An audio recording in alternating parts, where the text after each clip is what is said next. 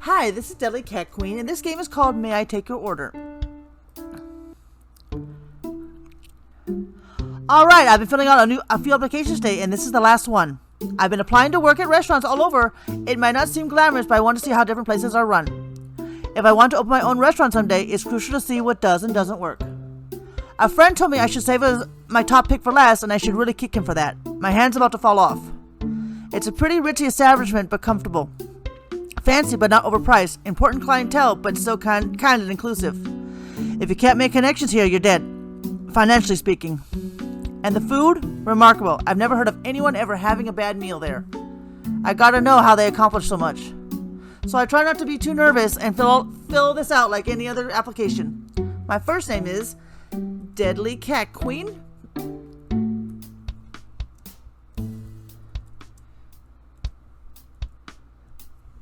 Alright. There we go, Deadly Cat Queen. I fill in my address and try not to despair over my handwriting before I get into the personal section. Gender is I am female. And I finish filling out the form. I cap the pen and lean back in my chair. Man, it's nice to be done.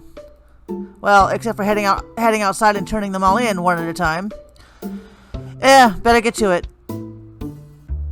2 weeks later, I'm waist deep in my first Saturday shift at the restaurant. Busy doesn't even begin to describe it. After 7 hours of the weekend rush, I'm ready to go home. I stop off at table 6 and go through the motions. Thank you for dining with us, sir. My name is Deadly Cat Queen, and I'll be your servant this evening. He smiles at me. Pleasure to meet you, Miss Deadly Cat Queen. Have you dined with us before, sir? Yes, indeed. I'm quite happy to be back. Just you this evening, sir? No, my girlfriend will be here shortly. I'll just have a cup of coffee while I wait for her. I'll go get that for you right away then. No rush. Countless families and couples have come and gone today, but for the last hour that one guy has been clogging up table 6. Are you doing all right, sir? He checks his watch again. Yes, I mistook the time. She'll be here any second. He's been saying that for the past 45 minutes. I'd tell him to pack up and leave, but he doesn't have the look I'd expect of someone in his position. There's anxiety, but only a little bit, and no disappointment. Not a shred of doubt in his eyes. He really thinks, excuse me. He looks up at me. It seems he's come to some sort of decision. Thank God. But this is a restaurant with crayons, right? Yes, sir. We have those for kids. Excellent. A sting of ferocity enters his eyes. One that doesn't quite pair naturally with crayons. One, please, in red if you got it. Yeah, sure. I'm not about to argue with the customer, so I head to the front. It's not exactly usual, but the guy has been sitting here for half an hour with no phone. I'm caught between pity and irritation and hope for the umpteenth time that he has enough empathy to tip well on a single cup of coffee that he's been nursing. There's a small tin with several crayons. We try to keep fresh ones ready. I grab a red crayon. I snatch up a red crayon. No sense being mean to him. He may be weird, but he's probably having a bad night too. I bring the crayon back over to him and hand it over. Thank you, Miss Deadly Cat Queen. It's no big deal. Hey, are you okay? I saw you don't have a cell phone, but we could call your girlfriend and... No warning, no nothing. He knocks everything off the table and climbs right on. What? Sir? Please get down. What is happening here? This is getting weird. His deft hand scrawls a wide circle, then another, then sections off areas, slicing as though the crayons were a knife. He fills it with symbols. They almost look like zodiac signs. Homo sum humani ami nihil alienum puto. Don't know what that is. It's like I stood up too fast. There's a rushing to my head. There's a pressure like my ears are going to pop. Okay, yeah, this is definitely getting weird. Ah! The tablecloth rips and there's a spray of sweet-smelling fluid. I leap away from the table as something bursts out. Okay, what is this now? Wet, spiked appendages are flailing all over, slapping and snaking their way over the windows and doors. They're fleshy, but soft, too soft, and they mush and disfigure as they slam against everything in sight. One smacks the hat off another diner, who continues to eat her meal, unfazed. Okay, is there only one person that's witnessing this and nobody else can see it for whatever reason? Nobody is screaming. and nobody notices me on the ground, arms raised to protect my face and throat, too tight to scream again. But that's okay. The thing is screaming enough for the entire restaurant. It's letting out a dual-tone screech, high and low, but I can't discern one throat, let alone two. Crayon thrown to the floor, the stood-up guy, and worst diner ever, starts to call out at it. Sweetie! For goodness sake, put your body on. We're in a nice restaurant. So the monster is apparently his girlfriend. Yeah, this is definitely getting weird. It screeches and roars back at him. I know, but... He waves a bundle of cloth at it. I brought you some clothing. And it's super comfy. It slurps up the bundle of fabric, and the creature bubbles and draws back in on itself, twisting until... Who is this? I emerge. You're here. You had me worried, so I figured I'd help break the barrier down a bit. Talaiporia, you have no idea how good it is to see you. When he says that word, my ears suddenly pop and my teeth grit. It's a bad word. It's not a curse word per se, but not so much a word that you wouldn't say in front of your boss. It feels like the wrong answer in a classroom or meeting. The moment when everyone turns and looks at you, and you just want to sink through the floor. I just want to sink through the floor. I want to very quietly get my coat and change my name and move to whatever town is on the exact opposite point of the globe from where I'm currently standing. You informed me that the barrier was to be frail in this portion of the world. I will hold you responsible for the trouble. He's beaming at the thing that came out of the hole, but I can't look at it. It hurts to roll my eyeballs toward it, like I'm dehydrated. When I close my eyes, the dark behind my eyelids is so cool and so soft. Huh. There are tears running down my cheeks. I hadn't noticed. The guy, Hendrik, beams and gestures toward the gaggle of eyes in puffy wool. This is my girlfriend, Talaiporia. Your girlfriend. This is your girlfriend, monster lady. Impudent microbe. I may choose to craft for myself the form of a creator, a birthing one. But I am capable of far greater creations than your prepubescent females. That is a hard word to say. And far more erroneously, your inflated ego thinks I would deign to refer to you as any form of companion. Her words wash over him like a gentle breeze. It looks like she could rip his face off, but her roars just make his eyes brim with joy. We've been dating for about 400 years now, and though the long distance thing is an easy bit of annoyance, we make it work. The moment I finally devise an effective method of accomplishing your demise, I'll rip your soul from your ever-regenerating body and chew it to a gruel. Okay, well that's dark. He sits down at the all-but-destroyed table and picks up his menu. But until that beautiful day when I can be with you forever, you're going to need to eat something else. Talaiporia stops. She looks at me, and I bounce between eyes, trying to make contact with one that doesn't stare down into my deepest inadequacies. There is human fuel here? I nod. Her mouth breaks open into a smile?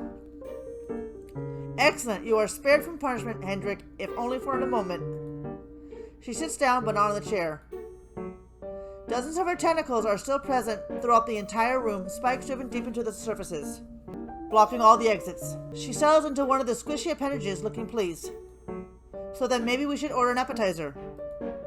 It's not that I can't believe that this is happening. I have an open mind. But as far as sudden supernatural shifts to my life, I was really hoping for a wizard school. Or just plain old haunting. Some ghosts are pretty cool, right?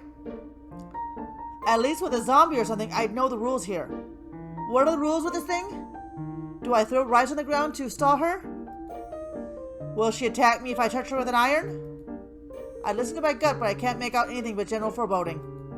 Demon? You summon demons? So that fits. But I don't know, something doesn't seem quite right about that. Maybe she's excuse me? Oh! I can barely think, but I can at least fall back on one side of the rules. I struggle to stutter out the rote reply. Would you like to start off with a soup or salad tonight? Talaiporia rolls her eyes and her teeth flash as she cuts in. Hendrik, I've been on enough of these sham dates to know that ordering for your companion is rude. His face falls. But it's been ages since you've eaten any food. You're chewing on the fork right now. She gives him a glare and slowly places the slightly bent cutlery back down on the table. Fine. But before he can say another word, she makes her move. I don't want your advice, though. I want the young human to choose for me. Oh, no. He sighs, annoyed. But he checked himself before looking at me. I think he knows that she's putting me on the spot. I can appreciate that he's trying to look out for me. I mean, I'd appreciate it more if he could have not summoned some kind of eldritch thing during an already busy Saturday shift. Or at all. I ease my throat open to squeak out, I'm gonna go with lamb chili. This doesn't seem to mean much of anything to her. Great. And what would you like for your entree? Oh, I thought that was the entree for some reason. She slams her fist down the table. My stomach lurches. First, bring me the matter. This physical form requires fuel to sustain itself. I turn on my heel and fly out of there, an excuse to leave. If there are any kindly extra-dimensional beings looking down on me right now, I would like to take this opportunity to thank them. I rush into the kitchen.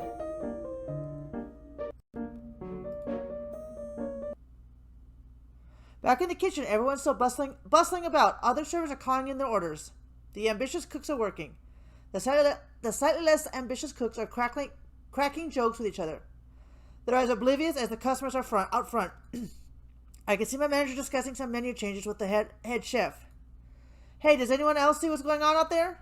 But nobody turns to look at me. Hey, I'm serious. What the hell's going on? Are they ignoring me? Do you expect me to just come back here and bring in this order like nothing's wrong? I take a sarcastic tone. Yeah, we got a blue cheese and a chili for table 6, just another usual night, right? Without warning, a tray with the order is put down on the counter next to me. But other than that, there's no hint of a glance, no guilty looks. Hey! Nobody even flinches. Fine. Looks like I'm on my own. And did I tell you how lovely your eyes are this evening? Yeah, your many, many eyes. From your ever-effusive sewer pipe of compliments springs something worthwhile. I made most of them myself, but the eye in the center of my head was my reference object. I couldn't even tell the difference. Your anatomy has gotten so much better since the last decade. It is easier when I have a fresh supply of study materials. So I suppose I can remain here long enough to consume some matter. Let no sentient being claim that I do not repay my debts. Well, that's just one of the perks of the job. Teachers can bring home knowledge, cooks can bring home food, and surgeons can bring home... what now? And surgeons can bring spare body parts back to their girlfriends. Yeah, this is definitely getting weird. But I'm also intrigued. I can say with relative certainty that isn't how this works. If I ever find out this man's last name, I am never going to his hospital. Yeah, I'm pretty sure I'm going to be with you on that one. I serve Talaporia her chili. Try not to get too close. Please be careful, it's very hot. Remember, sweetie, that too much heat can injure... Silence, Meat Garden. Meat Garden, I know what to do with volatile heat sources. She flings the scalding liquid across the table and it hits Hendrik square in the chest. Ah! He rushes out to the bathroom, face red from pain. We don't serve our soups at a heat that could do permanent damage, but that still has to hurt. She closes most of her eyes and inhales, a deep breath, satisfied. When she speaks again, her rough voice has a tranquil tone. Clean it up, human. This is an establishment with standards, is it not? Well, it was, I mutter. The elegant charm might be a bit altered by the sudden presence of giant tentacles. She snuggles down into her seat. This is a gift for your owners. This is a sliver of my true form. Well, it's lovely. Sorry that you didn't make the chili. Didn't like the chili. Apology unnecessary, human. I enjoyed that immensely. She sniffs the air. And it smells nice as well. She dabs a little of the meat on her neck. This body has concentrated blood flow around the throat and wrists. These pulse points heat and disperse stray molecules of matter, allowing humans to perceive them with their noses. She seems quite pleased with this luxury. She wraps a scarf around herself. Now that I think about it, the clothing Hendrik brought for her is all very heavy. A maxi skirt, a thick sweater, and a blanket scarf. The way you're clutching that scarf, are you cold? You may not have my scarf. It retains my heat. I will continue to generate and retain heat, and it will belong to me, not you. Good Lord. Calm down. We get it. I take a step back. No, that's all your heat. No, that's all your heat, fair and square? She growls. Happily? Yes, all mine. Hendrik will be procuring more matter this evening, which will continue to power this form. Physical exertion is a luxury. The caloric energy necessary to move but a digit. She lifts one of her own claws. It's precious. I have gone for thousands of years, lying in wait for foolish summoners to tear open the rifts and let me in the good heat of your world. Talaiporia leans down on the table. The edges of the scarf trail into her chili. Or at least that's what's left of it. Is it selfish to be happy that she's disarmed now? I look at the still present tentacles and recalculate that statement. She at least cannot harm me with the soup. And that's something. So human, how do you enjoy generating your own heat? It's good. I'd rather just turn on the heater though. When it gets cold, I can bring myself to do much of anything, so I'll just turn up the thermostat. She slams a hand down. No! This is unacceptable. Lazy human. In the void, there is no heat. There are no suns off which to leech like some creature that lives off the blood of another. I don't think she knows that the verb correlates into an actual animal. You need to be more grateful. And Hendrik returns. Getting along well? As well as might be expected. Still, thank you for keeping your company. We'll eat our appetizers and... She shakes her head. I'm finished with mine. He laughs. Of course, how could I forget? So then, would you like to move on to the main course now? The next part of the meal? Ah, yes, with the larger portions. Hendrik points to her menu. So what were you thinking about? I always like steak, but I admit that I was kind of thinking about splurging on the... Hey! Human deadly cat queen. I snap to attention. Yes, ma'am? Choose. Do it promptly and wisely, or else I will need to consume something else for my main course. Yes, ma'am. Working on it. She's staring me right in the eyes, and her gaze lingers on my mouth. She stares at my teeth and licks her lips. Could she eat my teeth? Well, I think you enjoy... Well, my favorite food is lobster, so I'm going to have to do lobster. Hendrik gives a bit of a nod. That's my order too. It's been a while, but this is a special night. What? At what point did humans discover the joy of consuming live creatures? Wait, she doesn't think I'll serve it to her while still... No, sweetie, I'm afraid that most of us are still a touch prudish about that sort of thing. But they have a tank here, so the lobster is fresh. Feh. Nothing is as fresh as squeezing the life out from a creature with your jaws. Feeling it writhe and struggle in a fruitless attempt to stave off the icy curtain of death. She's looking straight at my throat. 2 lobster dinners coming right up. I rush away as quickly as I can.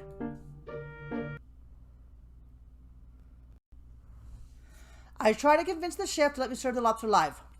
I feel downright ghoulish, but between me and the crustacean, I'm going to defend myself every time. But her reaction is the same as last time.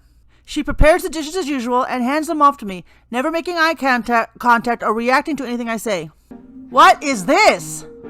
She lifts up the extra utensil. It's the lobster cracker. You use that to crack open the shell. This is a fair idea, but it's such a waste, Deadly Cat Queen. To use this on a deceased creature. Well, if the food is dead, isn't it easier to consume? She waves a claw at me. Not if you have to crack it open anyway. Hendrik is already digging the meat out of his. I like it. It's soothing to have a little tactile activity as part of your meal. Talaiporia's claws slip on the lobster cracker. Meat shield, how are you employing your tool? Well, you put either end of the metal bit over. Raise it up and demonstrate. He holds the lobster cracker and one leg up, leaning forward so they're close enough for her to get a good look. She holds hers up, pantomiming his action, then promptly grabbing one of his hands, wrapping the cracker around his pointer finger, and gripping it tightly. Ow! His finger juts out at an odd angle and blood drips onto the torn tablecloth. She cackles and throws the metal tool at his head. Fool! I can easily employ such a simple item. Ha! He's leaning away from his injured hand, the other on his face. Right you are. You got me. He sure does look embarrassed. It's really hard to tell through the pain. I mean, that's an expression of pain in his face, right? I guess she got him? He breathes heavily, trying to get himself under control. As though to prove a point, he goes right back to eating dinner. As though nothing were wrong. So before I go, is everything to your liking? Is the food powering your true form enough? Silly deadly cat queen. When in my true form, I do not consume human fuel. This human template, what did you call it? Hendrix caught mid-bite and he covers his mouth to respond. Human sona. My human sona, it consumes calories, inhales oxygen, excretes feces, all the same as you yourself, I assume. I never expected to have a restaurant patron ask if I breathe and poop, but here we are. Alrighty then. But my true form requires something much more deeply sustaining. Well, it looks like the music has cut out in the game, but I'm still going to keep going. She looks at my teeth again. She looks at me in the eye. She holds out eye contact and waits. I try not to squirm, but my moxie is inadequate for the situation. She waits. Oh, there's the music again. And then laughs. I can breathe again. Delicious. A light dusting of fear, nothing too overwhelming. If that doesn't strike her as much fear, please let me never ever learn what does. So you eat fear then? It falls under my purview. Suffering. Sweetie's true form eats concepts, and she builds her human sonas to have quite the taste for them, too. Any form of important emotion can sustain her, but she's picky. I am not. Suffering is the only thing worth eating. Eating anything else would be beneath me. It's okay, whatever you eat. I love you just the way you are. And I would like you much better with several more stab wounds to the head. Say what now? And I would like you much better with several more stab wounds to the head. Okay, this is really definitely getting more and more weird.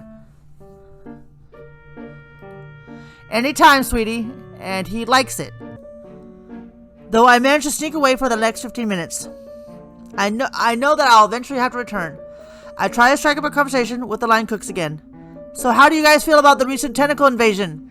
Of course, nobody responds. Yeah, it's hard to really put into words, huh? No response. Dishes click.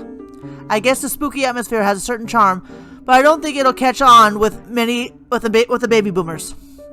Conventional wisdom says that they like elegance or rustic charm, and Midwestern moms are not into dripping fluids. I mean, as a general group. I don't want to assume individual tastes. This gets boring quickly, so after the appropriate waiting period, I head back over. So thank you for dining with us tonight. I did it. I made it through the evening.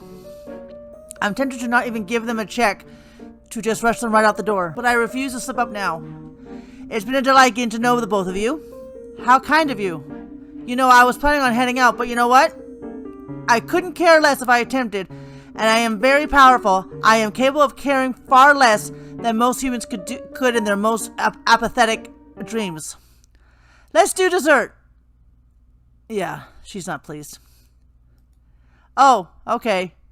I look from his smiling face to Talai Poria's cruel one. I know how this goes. Let's make a recommendation. I recommend... I'm gonna go with... the second. Do you feel like drinking? I sure do. After dinner brandy? And since nobody seems to know what I do this evening, I'll just grab a glass for myself. Ha! I knew he was gonna do that. Or, I should say that. That I would do that, I should say. And pull up a chair. And she can eat up all the discomfort she wants. I like this human. I'm keeping her. Well, what if I don't want to be kept? Sweetie, no. But I'm already off grabbing the bottle and the trio of glasses. I slam them down on the table and fill them up. I'll bet that you haven't had a good drink in... Well, how long have you been stuck in that cold place? She grabs a glass. Void. Void. God. What is it like in there? She knocks back the brandy like it's whiskey. Probably goes without saying that she doesn't drink much. Dark, cold, mostly barren. Locked for something approaching an eternity with nothing but your own thoughts. Unless one can become creative. I do my best to make creatures to fill it, but it's a vast expanse. Literally endlessly big. but with nothing in it. Yeah, I caught part of your conversation before. You made your body, right?